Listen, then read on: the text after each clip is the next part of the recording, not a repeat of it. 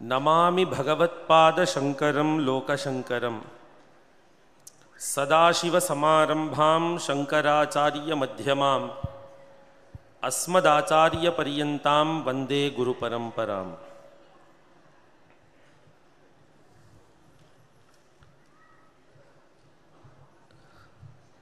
ವೇದಿಕೆಯ ಮೇಲೆ ಇರುವಂತಹ ಎಲ್ಲ ವೇದ ವಿದ್ವನ್ಮಣಿಗಳ ಚರಣಾರವಿಂದಗಳಿಗೆ ಸಾಷ್ಟಾಂಗ ನಮಸ್ಕಾರಗಳನ್ನು ಅರ್ಪಿಸುತ್ತಾ, ವೇದಿಕೆಯ ಮುಂಭಾಗದಲ್ಲಿರುವಂತಹ ಎಲ್ಲ ಗಣ್ಯರನ್ನು ಅತ್ಯಂತ ಶ್ರದ್ಧಾಭಕ್ತಿಗಳಿಂದ ನಮಿಸುತ್ತಾ, ಈ ದಿಕ್ಸೂಚಿ ಭಾಷಣವನ್ನು ಮಾಡೋಷ್ಟು ದೊಡ್ಡವನು ನಾನಲ್ಲ. ಆದರೂ ಕೂಡ ನಮ್ಮ ಡಾಕ್ಟರ್ ಗಿರಿಧರ್ ಕಜೇರವರ ಒಂದು ಪ್ರೀತಿ ಮತ್ತು ವಿಶ್ವಾಸದ ದ್ಯೋತಕವಾಗಿ ತೊದಲಿನ ನುಡಿಯಲ್ಲಿ ಒಂದೆರಡು ಮಾತನ್ನು ಹೇಳೋದಕ್ಕೆ ಇಚ್ಛೆ ಪಡ್ತೀನಿ. ಇಲ್ಲಿ ನಾನು ಬಂದು ಕೂತಾಗಿಂದ ಎಲ್ಲ ಭಾಷಣಕಾರರು ಒಂದು ಮಾತು ಹೇಳಿದರು. ನಮ್ಮ ಇಡೀ ಬ್ರಾಹ್ಮಣ ಸಮಾಜದಲ್ಲಿ ಅತ್ಯಂತ ಕಡಿಮೆಯ ಜನಾಂಗ ಇರುವಂತಹವರು ಅಂದರೆ ಹವ್ಯಕರು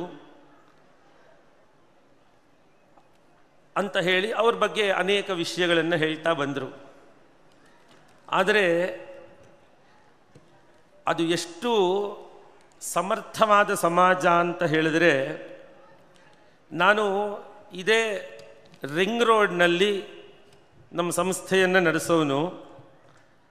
ಅಲ್ಲಿಂದ ಇಲ್ಲಿವರೆಗೂ ಬರಬೇಕಾದ್ರೆ ರಿಂಗ್ ರೋಡ್ನಲ್ಲಿ ಕನಿಷ್ಠ ಪಕ್ಷ ಅಂದರೆ ಇಂಥ ದೊಡ್ಡ ಬೆಂಗಳೂರಿನಲ್ಲಿ ರಿಂಗ್ ರೋಡ್ನಲ್ಲಿ ಸುಮಾರು 100 ಜನರನ್ನು ಕಮ್ಮಿ ಇಲ್ಲದೆ ಒಳ್ಳೆಯ ವಸ್ತ್ರಗಳನ್ನು ಧಾರಣೆ ಮಾಡಿಕೊಂಡು, ಪಂಚೆ, ಹಣೆಗೆ ಲಕ್ಷಣವಾಗಿ ತಮ್ಮ ಲಾಂಛನಗಳು ಎಲ್ಲವನ್ನು ಇಟ್ಕೊಂಡು ಬರ್ತಾ ಇರುವಂಥದ್ದನ್ನು ನೋಡಿದ್ರೆ,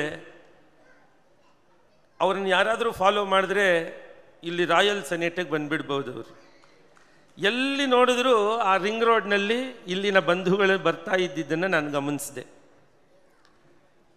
ಇಲ್ಲಿ ಹೇಳೋದಕ್ಕೆ ತಾತ್ಪರ್ಯ ಏನು ಅಂದರೆ, ಅತ್ಯಂತ ಸಮರ್ಪಕವಾದ ರೀತಿಯಲ್ಲಿ ಇವತ್ತು ಬ್ರಾಹ್ಮಣ್ಯವನ್ನು ಉಳಿಸ್ಕೊಂಡು ಬರ್ತಾ ಇರುವಂತಹ ಒಂದು ಸಮಾಜ ಅಂದರೆ ಅದು ನಿಸ್ಸಂಕೋಚವಾಗಿ ಹವ್ಯಕ ಸಮಾಜ ಅಂತ ಹೇಳೋದರಲ್ಲಿ ಯಾವ ಅತಿಶಯೋಕ್ತಿಯೂ ಇಲ್ಲ. ಅದು ನನ್ನ ಸ್ವಭಾವೋಕ್ತಿ ಅಂತ ತಾವು ತಿಳ್ಕೊಳ್ಳಿ.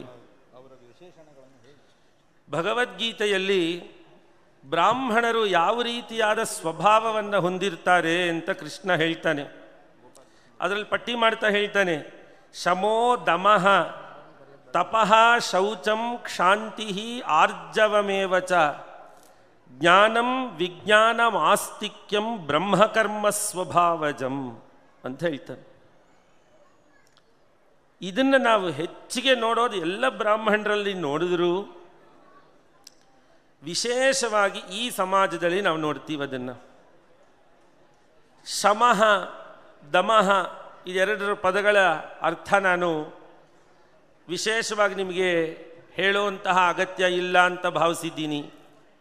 ಇಂದ್ರಿಯಗಳನ್ನು ನಿಗ್ರಹಿಸುವಂತಹದ್ದು, ಮನಸ್ಸನ್ನು ಹತೋಟಿಯಲ್ಲಿ ಇಟ್ಕೊಳ್ಳುವಂಥದ್ದು, ಅತ್ಯಂತ ಶೌಚಪರರಾಗಿ ಇರತಕ್ಕಂತಹದ್ದು,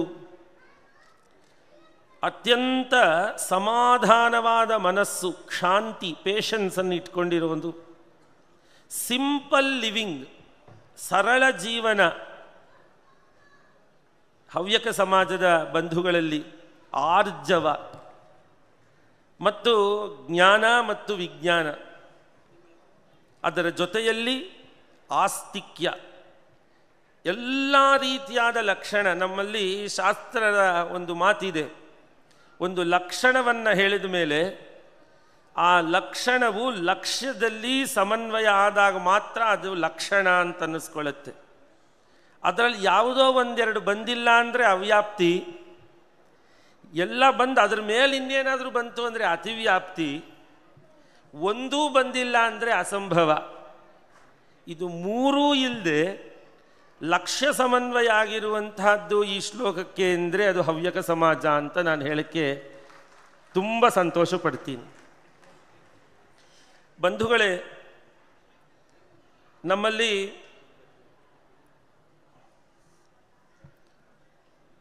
ಈ ಸಮಾಜದ ವಿಶೇಷತೆಗಳನ್ನೆಲ್ಲ ಪರಿಪರಿಯಾಗಿ ಅನೇಕ ಜನ ಹೇಳಿದ್ದಾರೆ. ಆದರೆ ಇದರ ಬುನಾದಿಯನ್ನು ನಾವು ನೋಡೋದಾದರೆ ಇಲ್ಲಿ ಇದ್ದಾರೆ ಆ ಬುನಾದಿಯವರೆಲ್ಲರೂ.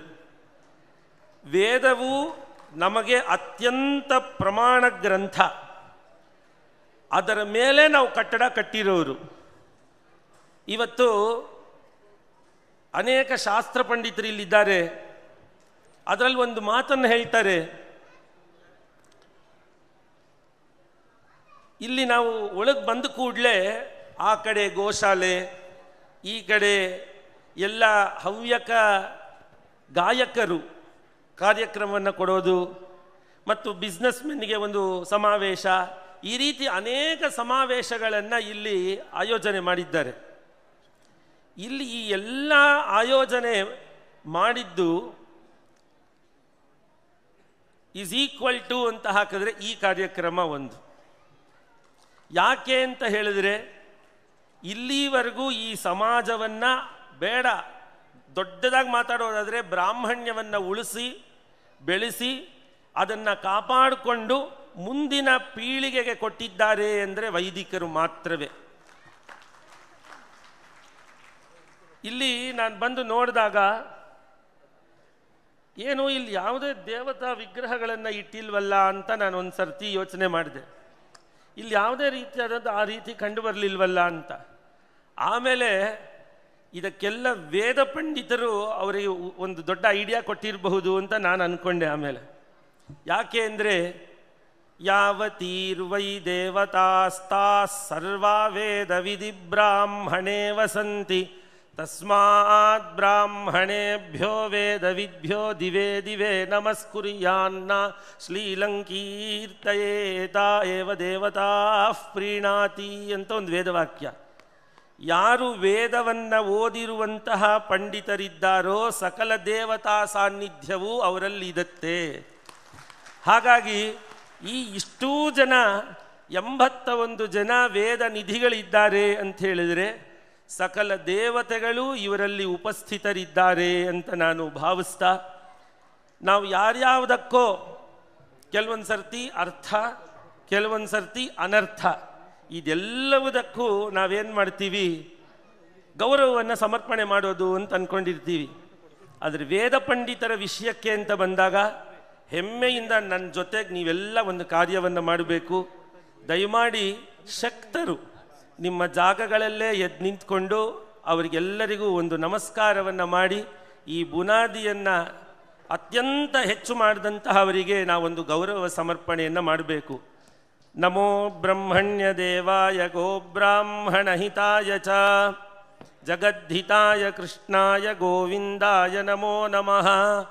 ಭಾಗಧೇಯೇ ನೈವೈನಂ ಪ್ರಣಯತಿ ಬ್ರಾಹ್ಮಣ ಆರ್ಷೇಯ ಉದ್ಧರೇತ್ ಬ್ರಾಹ್ಮಣೋ ವೈ ಸರ್ವಾ ದೇವತಾಃ ಸರ್ವಾಭಿರೇವೈನಂ ದೇವತಾಭಿರುದ್ಧರತಿ ಸರ್ವೇಭ್ಯೋ ವೇದವಿದ್ಭ್ಯೋ ನಮಃ. ಅಲ್ಲಿಂದನೇ ಒಂದು ಕೈ ಮುಗಿದು ಬಿಡಿ.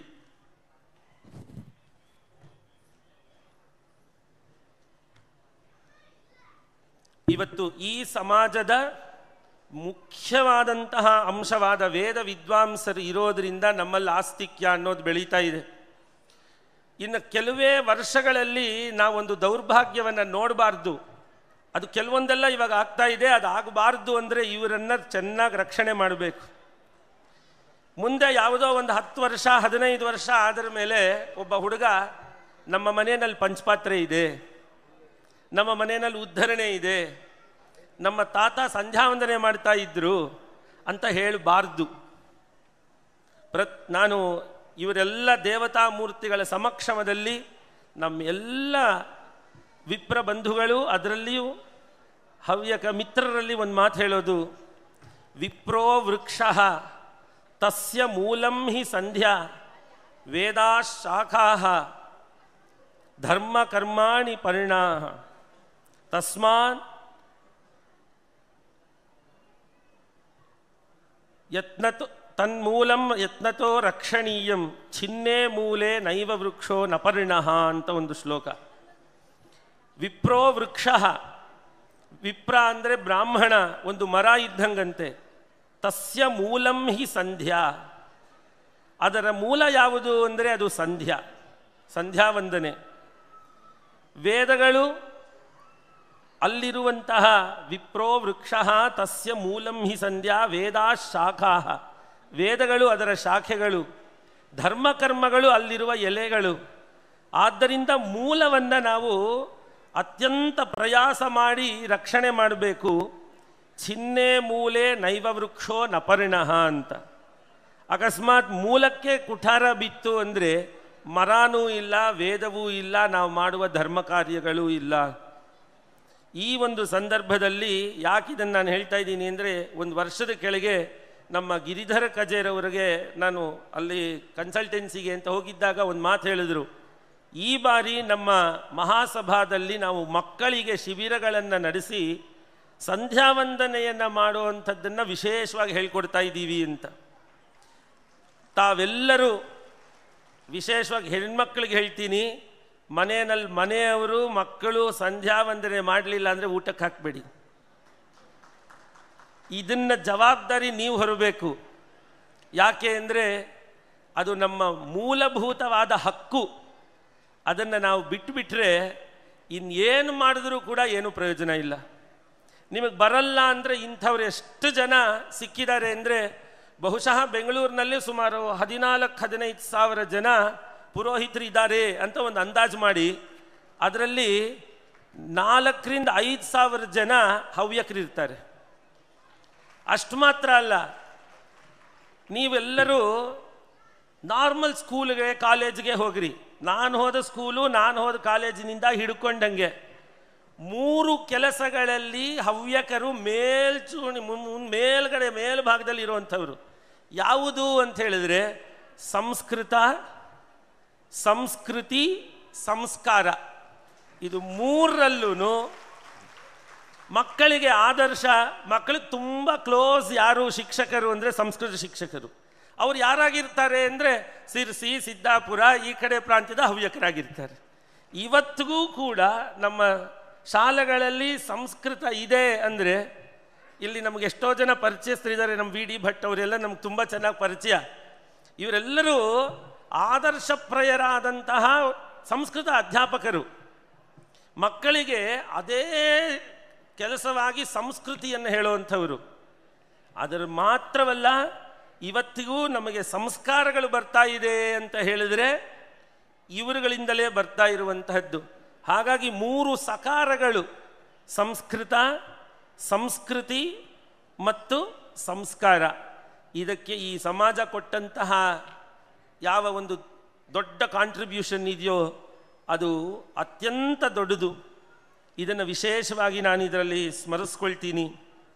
ಹಾಗೆ ವೇದಗಳ ಬಗ್ಗೆ ಮತ್ತು ವೇದಾರ್ಥಗಳ ಬಗ್ಗೆ ಈಗ ತಾನೇ ನಮಗೆ ಎಷ್ಟು ಜನಕ್ಕೆ ನಿಮಗೆ ಗೊತ್ತಾಯಿತು ಅನ್ನುವಂಥದ್ದು ಗೊತ್ತಿಲ್ಲ. ನಮ್ಮ ಸುಚೇತನ್ ಭಟ್ರು ಮತ್ತು ಎಲ್ಲರೂ ಇಲ್ಲಿ ಬಂದು ವೇದ ಸ್ವಸ್ತಿಯನ್ನು ಹೇಳಿದರು. ಮೊದಲಿಗೆ ಅವರು ಒಂದು ಭಾಗದ ಘನವನ್ನು ಹೇಳಿದರು. ಅದಾದ ಮೇಲೆ ಶ್ರದ್ಧಾವಾ ಆಪಹ ಅಂತ ಒಂದು ವಾಕ್ಯವನ್ನು ನುಡಿದು ಅದರಲ್ಲಿ ಒಂದೊಂದೇ ಅಕ್ಷರವನ್ನು ಬಿಡಿಸಿ ಅವರು ವ್ಯಾಖ್ಯಾನ ಮಾಡ್ತಾ ಹೇಳಿದರು. ಅದಕ್ಕೆ ಏನಂತಾರೆ ಅನ್ನುವಂಥದ್ದು ಬಹುತೇಕ ವಿಪ್ರಬಂಧುಗಳಿಗೆ ಗೊತ್ತಿಲ್ಲದೆ ಇರಬಹುದು. ಅದಕ್ಕೆ ಹೆಸರು ವರ್ಣಕ್ರಮ ಅಂತ. ನಮ್ಮಲ್ಲಿ ಯಜುರ್ವೇದದಲ್ಲಿ ತಗೊಂಡ್ರೆ ಸುಮಾರು 12 ಲಕ್ಷ ಪದಗಳಿದೆ. 12 ಲಕ್ಷ ಹೆಸರುಗಳನ್ನು ಜ್ಞಾಪಕ ಇಟ್ಕೊಳ್ಳೋಕ್ಕಾಗತ್ತಾ ನಮಗೆ? ಬೇಡ. ಒಂದು ತಾಯಿಗೆ 20 ಜನ ಮಕ್ಕಳು ಅಂದರೆ ಮುಪ್ಪಾದ ಸಂದರ್ಭದಲ್ಲಿ ನಿನ್ನ ಮಕ್ಕಳನ್ನು ಕ್ರಮ ಸಂಖ್ಯೆಯಲ್ಲಿ ಹೇಳು ಅಂದರೆ ಆ ತಾಯಿಗೆ ಹೇಳುವಂಥದ್ದಕ್ಕೆ ಬರುತ್ತೋ ಇಲ್ಲೋ ಗೊತ್ತಿಲ್ಲ. ಇವರು ಒಳಗಡೆ ನೀವು ತಿರುಗಿಸಿ ಮುರುಗಿಸಿ ಒಂದು ಪದ 13 ಸರ್ತಿ ಹೇಳ್ತಾರೆ ಘನದಲ್ಲಿ. ನೀವು ಎಲ್ಲಿಂದ ಎಲ್ಲಾದರೂ ಕೇಳಿ ಎಲ್ಲ ಮುಖೋದ್ಗತ. ಅವರೊಳಗಡೆ ಆ ವೇದ ಇರೋದ್ರಿಂದಲೇ ಅವ್ರಿಗೆ ಅಷ್ಟು ಬೆಲೆ.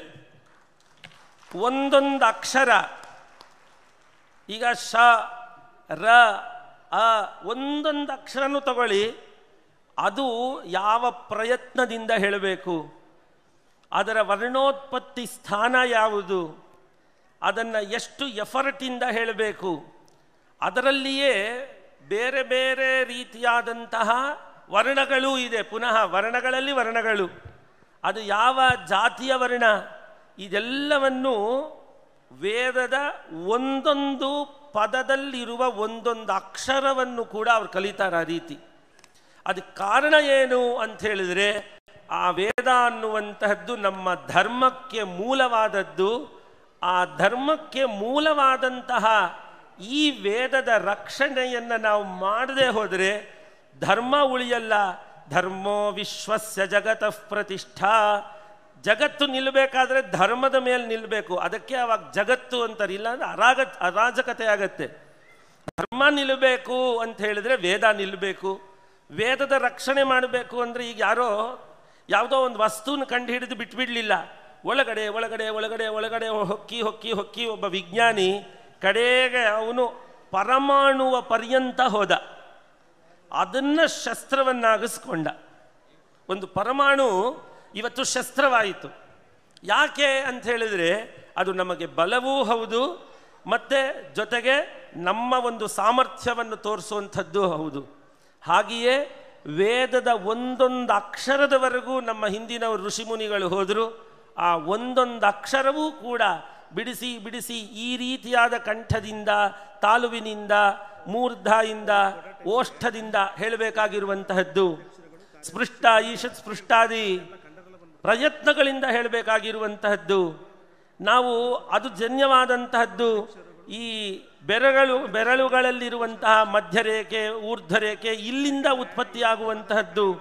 ಇದೆಲ್ಲವೂ ಒಂದು ವಿಶೇಷವಾದಂತಹ ಒಂದು ವಿಜ್ಞಾನದ ಮುಖಾಂತರ, ಇಟ್ ಈಸ್ ಸೈಂಟಿಫಿಕಲಿ ಪ್ರೂವನ್.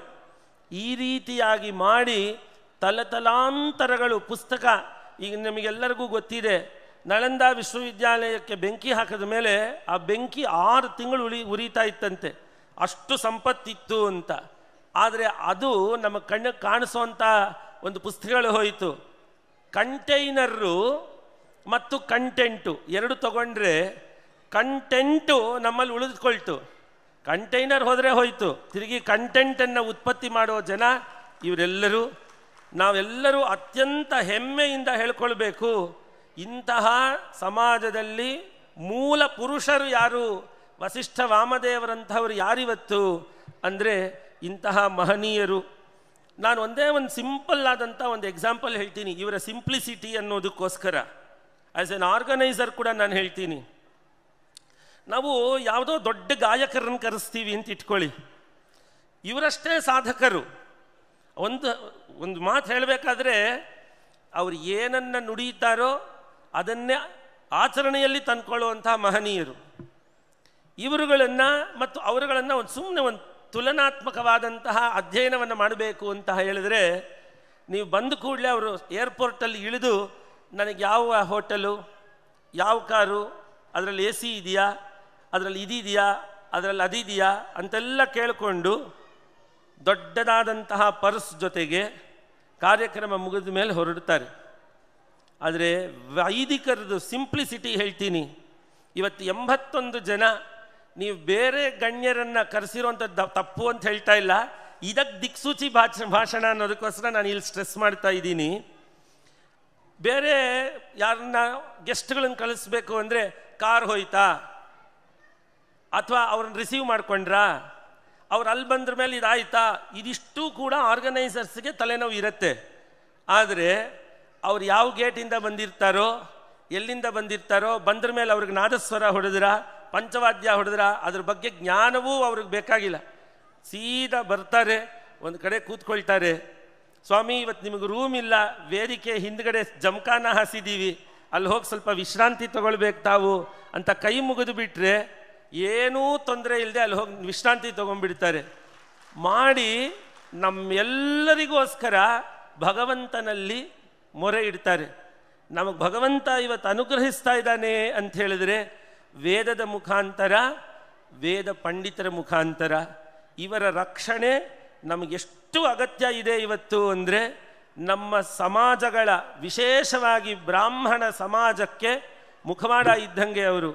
ಮುಖದ ಮೇಲೆ ಕಲೆಗಳು ಇತ್ತು ಅಂದರೆ ಶರೀರವನ್ನೇ ಒಪ್ಪಲ್ಲ ಜನ.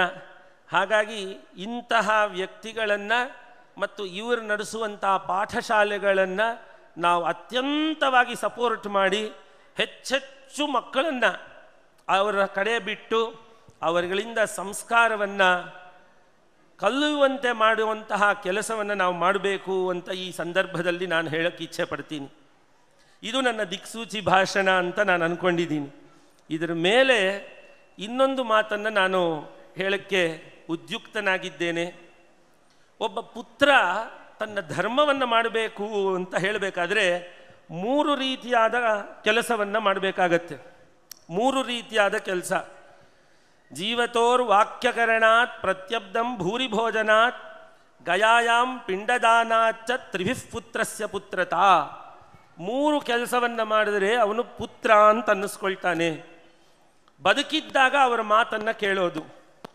ಇದನ್ನು ಅಲ್ಲಗಳೆಯುವಂತಿಲ್ಲ. ನಮ್ಮ ಮಕ್ಕಳು ಕೇಳ್ತಾ ಇಲ್ಲ ಅಂತಿಲ್ಲ. ನಾವು ಬೇರೆ ದೇಶಗಳಿಗೆ ಹೋಲಿಸಿದ್ರೆ ಇವತ್ತು ನಮ್ಮ ಮಕ್ಕಳೆಲ್ಲರೂ ನಮ್ಮನ್ನು ಕೇಳ್ತಾ ಇದ್ದಾರೆ. ಆದರೆ 3 ಅಂಶಗಳಲ್ಲಿ ಅದು ಒಂದೇ ಅಂಶ. ಪ್ರತ್ಯಬ್ಧಂ ಭೂರಿ ಭೋಜನಾತ್, ಅವರು ಗತಿಸಿ ಹೋದರ ನಂತರದಲ್ಲಿ ಅವರಿಗೆ ಶ್ರಾದ್ದಾದಿಗಳನ್ನು ಮಾಡಿ ತಮ್ಮ ಇಷ್ಟಮಿತ್ರರಿಗೆ ಭೂರಿ ಭೋಜನವನ್ನು ಮಾಡಿಸುವಂಥದ್ದು.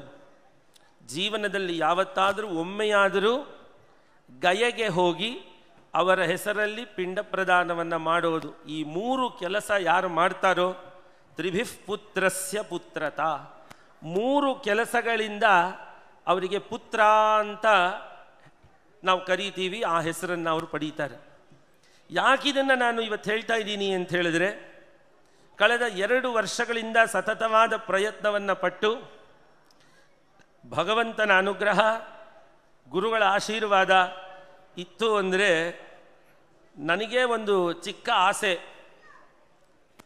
ಸಮರ್ಪಕವಾದ ರೀತಿಯಲ್ಲಿ ಒಂದು ಈ ಸಮಾಜವನ್ನು ಮುಂದಿಟ್ಕೊಂಡು ಬ್ರಾಹ್ಮಣ ಸಮಾಜಕ್ಕೆ ಅನೇಕ ಕಡೆ ಇದೆ, ಆದರೆ ಅನೇಕ ಕಡೆಗಳಲ್ಲಿ ಸಮರ್ಪಕವಾಗಿ ನಡೀತಾ ಇರುವಂಥದ್ದು ಇದೆ. ಆದರೆ ಅದರ ಸಾಕಾಗ್ತಾ ಇಲ್ಲ, ಇನ್ನೂ ಹೆಚ್ಚು ಬೇಕಾಗಿದೆ ಇವತ್ತಿನ ದಿವಸ.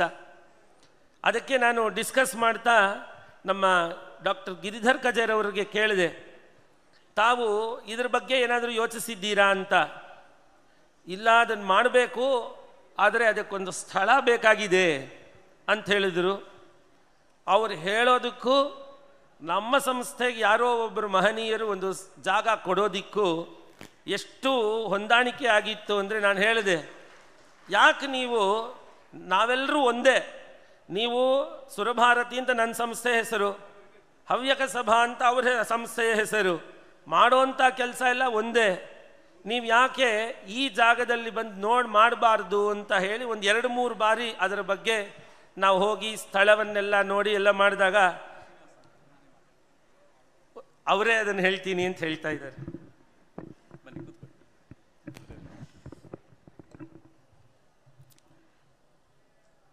ವೇದ ವಿದ್ವಾಂಸರಿಗೆ, ವೇದಜ್ಞರಿಗೆ ಹವ್ಯಕ ಸಮಾಜ ಸನ್ಮಾನಿಸುವ ಕ್ಷಣ ಅಂತ ಹೇಳಿದರೆ ಅದು ಎಲ್ರಿಗೂ ತುಂಬ ಸಂತಸದ ಕ್ಷಣ, ಪುಣ್ಯದ ಕ್ಷಣ. ಇದೀಗ ಶ್ರೀ ಅಖಿಲ ಹವ್ಯಕ ಮಹಾಸಭೆಯ 81 ವರ್ಷದ ಇತಿಹಾಸದಲ್ಲಿ ತುಂಬ ಸುವರ್ಣಾಕ್ಷರಗಳಲ್ಲಿ ಬರೆದಿಡಬೇಕಾದಂತಹ ಅಮೃತ ಗಳಿಗೆ ಅಂತ ಹೇಳ್ಬೋದು. ವಿದ್ವಾನ್ KL ಶ್ರೀನಿವಾಸನ್ ಅವರು ಮಹಾಸಭೆಯ ಇತಿಹಾಸದಲ್ಲಿ ಅತ್ಯಂತ ದೊಡ್ಡ ದಾನವನ್ನು, ಮಹಾದಾನವನ್ನು ಹವ್ಯಕ ಮಹಾಸಭೆಗೆ ಮಾಡ್ತಾ ಇದ್ದಾರೆ. ಬೆಂಗಳೂರಿನ ಕಮರ್ಷಿಯಲ್ ಸ್ಟ್ರೀಟ್ನಿಂದ ಕೇವಲ 200 ಮೀಟರ್ ದೂರದಲ್ಲಿರುವ ಕಾಮರಾಜ ರಸ್ತೆಯಲ್ಲಿ 4100 ಸ್ಕ್ವೇರ್ ಫೀಟ್ನ ಭೂಮಿ, BBMP ಗೈಡ್ಲೈನ್ ವ್ಯಾಲ್ಯೂನ ಪ್ರಕಾರ 8 ಕೋಟಿ ಅದರ ಮೌಲ್ಯ, ಮಾರುಕಟ್ಟೆ ಮೌಲ್ಯ 12 ಕೋಟಿಗೂ ಹೆಚ್ಚಿದೆ. ಅದನ್ನು ಶ್ರೀ ಅಖಿಲ ಹವ್ಯಕ ಮಹಾಸಭೆಗೆ ಮಹಾದಾನವಾಗಿ ಕೊಡ್ತಾ ಇದ್ದಾರೆ ಅಂತ ಹೇಳೋದನ್ನು ತುಂಬ ಖುಷಿಯಿಂದ ಹೇಳಲಿಕ್ಕೆ ಇಚ್ಛೆ ಪಡ್ತಾ ಇದ್ದೇನೆ. ಅಖಿಲ ಹವ್ಯಕ ಮಹಾಸಭೆಯ ಕಾರ್ಯದರ್ಶಿಗಳು ಹಾಗೂ ಪದಾಧಿಕಾರಿಗಳು, ಉಪಾಧ್ಯಕ್ಷರು ಇವರೆಲ್ಲ ವೇದಿಕೆಗೆ ಆಗಮಿಸಿ ವಿದ್ವಾನ್ KL ಶ್ರೀನಿವಾಸನ್ ಅವರನ್ನು ಸನ್ಮಾನಿಸಿ ಗೌರವಿಸಬೇಕಾಗಿ ವಿನಂತಿಸಿಕೊಳ್ತಾ ಇದ್ದೇವೆ.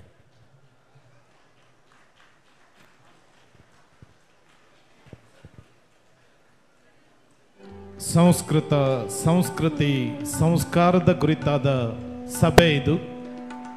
ಅತ್ಯದ್ಭುತವಾಗಿ ವಿಷಯ ಮಹಾಸಭೆಯ ವತಿಯಿಂದ ಗೌರವ ಸಮರ್ಪಣೆ ಸಲ್ತಾ ಇದೆ. ಸಮಾಜಕ್ಕೊಂದು ದೊಡ್ಡ ಕೊಡುಗೆ ಕೊಟ್ಟ KL ಶ್ರೀನಿವಾಸನ್ ಅವರನ್ನು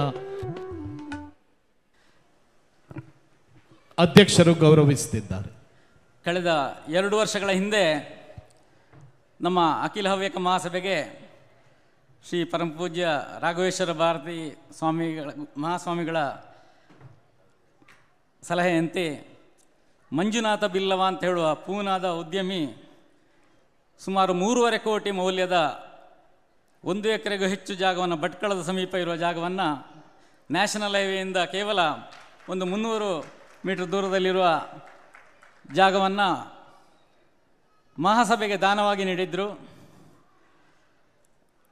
ಅದನ್ನು ಬಿಲ್ಲವ ಸಮಾಜದ ಒಬ್ಬರು ವ್ಯಕ್ತಿ ಹವ್ಯಕರ ಸಮಾಜದ ಅತ್ಯುಚ್ಚ ಸಂಸ್ಥೆಯಾಗಿರುವಂಥ ಅಖಿಲ ಹವ್ಯಕ ಮಹಾಸಭೆಗೆ ದಾನವಾಗಿ ನೀಡಿದ್ದು ಜಗತ್ತಿಗೆ ಒಂದು ಆದರ್ಶವಾಗಿ ಅದನ್ನು ತೋರಿಸಿಕೊಟ್ಟಿದ್ದರು. ಇದೀಗ ಆಂಧ್ರ ಮೂಲದ ಮುಲಕನಾಡು ಬ್ರಾಹ್ಮಣ ಸಮುದಾಯದ ವಿದ್ವಾನ್ KL ಶ್ರೀನಿವಾಸನ್ ಅವರು ಮಹಾಸಭೆಗೆ ಈ 12 ಕೋಟಿಗೂ ಅಧಿಕ ಮೌಲ್ಯದ ಮಹಾದಾನವನ್ನು ಮಾಡ್ತಾ ಇರುವಂಥದ್ದು ಜಗತ್ತಿಗೆ ಇನ್ನೊಂದು ರೀತಿಯಲ್ಲಿ ದೊಡ್ಡ ಸಂದೇಶವನ್ನು ಕೊಡ್ತಾ ಇದೆ. ಯಾಕೆಂತ ಹೇಳಿದ್ರೆ ಎಲ್ಲರೂ ಜೊತೆಯಾಗಿ ಹೆಜ್ಜೆ ಹಾಕಬೇಕು. ಇನ್ನೊಂದು ಜಾತಿಯ ಸಮುದಾಯದ ಸಂಸ್ಥೆಯಾಗಿರುವಂತಹ ಹವ್ಯಕ ಮಹಾಸಭೆಗೆ ಅವರು ದಾನವನ್ನು ಕೊಡ್ತಾ ಇರೋದು ಪ್ರಪಂಚಕ್ಕೆ ಬೇರೆ ವಿಶಿಷ್ಟವಾದಂತಹ ಆದರ್ಶವನ್ನು ತೋರಿಸ್ತಾ ಇದೆ ಅಂತ ಹೇಳೋದನ್ನು ತುಂಬ ಹೃದಯದಿಂದ ನಾವೆಲ್ಲ ಆಭಾರಿತ್ವವನ್ನು ತೋರಿಸ್ತಾ ಅವರಿಗೆ ವಂದನೆಗಳನ್ನು ಸಮರ್ಪಿಸ್ತಾ ಇದ್ದೇನೆ. ವಿದ್ವಾನ್ KL ಶ್ರೀನಿವಾಸನ್ ಅವರನ್ನು ನಾವೆಲ್ಲ ಒಮ್ಮೆ ಎದ್ದು ನಿಂತು ಕರತಾಡನ್ನು ಮಾಡಿ ಅಭಿನಂದಿಸೋಣ.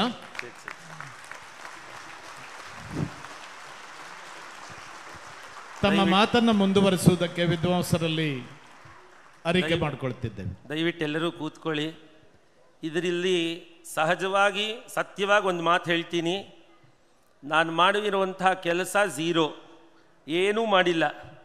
ಏನಾಗಿದೆ ಅನ್ನುವಂಥದ್ದನ್ನು ನಿಮಗೆ ವಿವರಿಸಿದ್ರೆ 1953ನೇ ಇಸ್ವಿನಲ್ಲಿ ಒಬ್ಬರು ಶ್ರೀನಿವಾಸಯ್ಯ ಅಂತ ಒಬ್ಬರು ವ್ಯಕ್ತಿಗಳು ತಮ್ಮಲ್ಲಿ ಯಾರೂ ಸಂತಾನ ಇಲ್ಲ ಅಂತ ಹೇಳಿ ಭಾವಿಸಿ ಆ ಜಾಗವನ್ನು, ಅದು ಹೆಂಗೆ ಅಂತ ಗೊತ್ತಿಲ್ಲ, ಶ್ರೀನಿವಾಸಯ್ಯ ಛತ್ರ ಬ್ರಾಹ್ಮಣರಿಗೆ ಮಾತ್ರ ಅಂತ ಒಂದು ಬರೆದಿದ್ರು ಅವರು ಬೋರ್ಡು.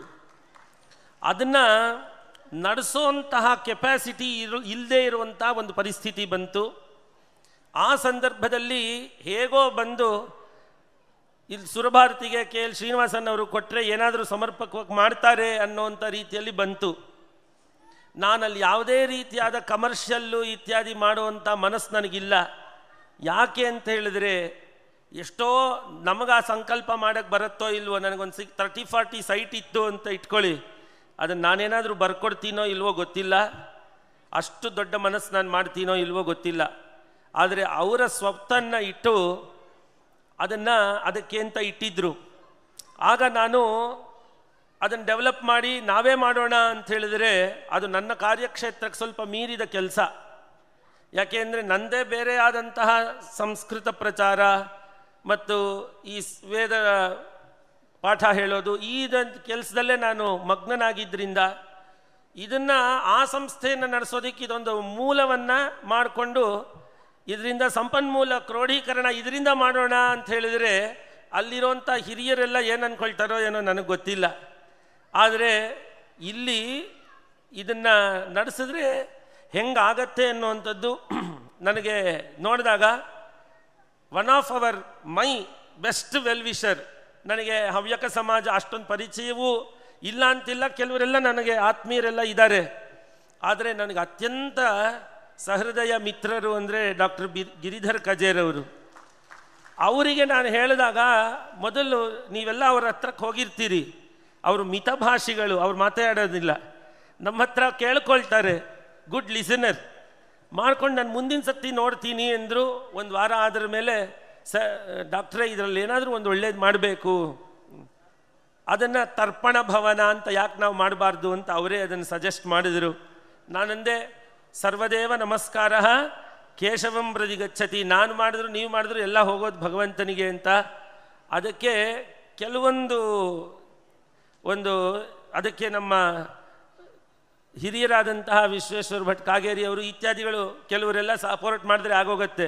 ಲೀಗಲ್ಲಾಗಿ ಏನು ತೊಂದರೆ ಇಲ್ಲ, ಲೀಗಲ್ ಆಸ್ಪೆಕ್ಟ್ಸ್ ಇಲ್ಲ, ಪ್ರೊಸೀಜರಲ್ ಆಸ್ಪೆಕ್ಟ್ಸ್ ಇದೆ ಅದರಲ್ಲಿ ಕೆಲವೊಂದು. ಅದನ್ನು ನಾವು ಆದಷ್ಟು ಬೇಗ ಸರಿದೂಗಿಸ್ಕೊಂಡು ಅದನ್ನು ಮುಂದಿನ ಕೆಲಸಕ್ಕೆ ಹೇಗೆ ಮಾಡೋದು ಅನ್ನೋಂಥದ್ದು ಸಂಕಲ್ಪ ಇವತ್ತಾಗಿದೆ. ಅದನ್ನು ನಿರ್ವಹಣೆ ಮಾಡಿಕೊಡ್ಬೇಕಾಗಿರೋದು ಸಕಲ ದೇವತಾ ಸ್ವರೂಪರಾಗಿರುವಂತಹ ಆ ಋತ್ವಿಜರಲ್ಲಿ ನಾನು ಪ್ರಾರ್ಥನೆ ಮಾಡಿಕೊಂಡು 2 ಮಾತನ್ನು ಮುಗಿಸ್ತೀನಿ. ಧನ್ಯವಾದಗಳು. ಧನ್ಯವಾದಗಳು. ಬಂಧುಗಳೇ, ಆ ಸ್ಥಳದಲ್ಲಿ ಬ್ರಾಹ್ಮಣರೆಲ್ಲಿಗೂ ಅತ್ಯಂತ ಅವಶ್ಯವಾದಂತಹ ಹವ್ಯಗಳು ಹೇಗೂ ಮಾಡ್ತಾ ಇರ್ತೇವೆ. ಜೊತೆಯಲ್ಲಿ ಕವ್ಯಕ್ಕೆ, ಅಪರ ಕ್ರಿಯೆಗೆ ಎಲ್ಲ ಬ್ರಾಹ್ಮಣರಿಗೂ ಕೂಡ ಬೆಂಗಳೂರಿನ ಮಧ್ಯ ಭಾಗದಲ್ಲಿ ಅನುಕೂಲ ಆಗುವಂತೆ ಶ್ರೀ ಅಖಿಲ ಹವ್ಯಕ ಮಹಾಸಭೆಯು ಶೀಘ್ರದಲ್ಲಿ ತರ್ಪಣ ಭವನವನ್ನು ನಿರ್ಮಾಣ ಮಾಡಲಿಕ್ಕಿದೆ ಅಂತ ಹೇಳೋದನ್ನು ಈ ಸಂದರ್ಭದಲ್ಲಿ ಹೇಳಲಿಕ್ಕೆ ಇಚ್ಛೆಪಡ್ತೇನೆ. ಮರಣ ಹೊಂದುವವರ ಸಂಖ್ಯೆ ಕಡಿಮೆ ಇರಲಿ, ಆದರೆ ಹೊಂದಿದರೆ ಅದಕ್ಕೆ ಸರಿಯಾದ ವ್ಯವಸ್ಥೆ, ಸರಿಯಾದ ರೀತಿಯಲ್ಲಿ ಆಗುವಂಥ ಒಂದು ಸ್ಥಳವನ್ನು ಮಹಾಸಭೆ ಕಲ್ಪಿಸಿಕೊಳ್ಳಲಿಕ್ಕಿದೆ ಅಂತ ಹೇಳೋದನ್ನು ಈ ಸಂದರ್ಭದಲ್ಲಿ ಹೇಳಲಿಕ್ಕೆ ಇಚ್ಛೆಪಡ್ತೇನೆ. ಇದೀಗ ಕಾರ್ಯಕ್ರಮದ ಅತ್ಯಂತ ಮುಖ್ಯ ಘಟ್ಟಕ್ಕೆ ಬಂದಿದ್ದೇವೆ. ದೇವಸಭೆ ಇದು. ವೈದಿಕರು ದೈವಿಕರನ್ನು ಸನ್ಮಾನಿಸುವ ಸಂದರ್ಭ. ವೇದಿಕೆ ಎಲ್ಲ ಗಣ್ಯರು ಇದನ್ನು ನಡೆಸಿಕೊಡಬೇಕಾಗಿ